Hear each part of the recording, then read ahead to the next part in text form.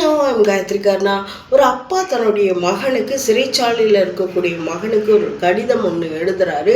மகனே, நீ இல்லாமல் இந்த இடத்த என்னால் தோண்டி எடுத்து ஒரு விவசாயம் பண்ணக்கூட நான் ரொம்ப கஷ்டமாக இருக்கேன், என்ன பண்ண போகிறேனே தெரியலை அப்படிங்கிற மாதிரி ஒரு கடிதம் ஒன்று எழுதுறாரு.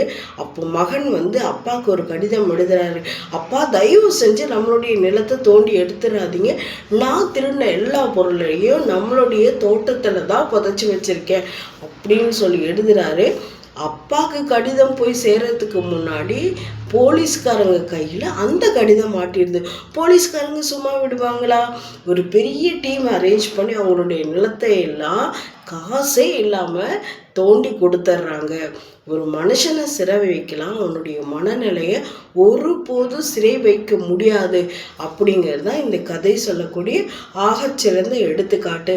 இந்த கதை உங்களுக்கு பிடிச்சிருந்தா லைக் பண்ணுங்கள், ஷேர் பண்ணுங்கள், மறக்காமல் சப்ஸ்கிரைப் பண்ணுங்கள். தேங்க்யூ.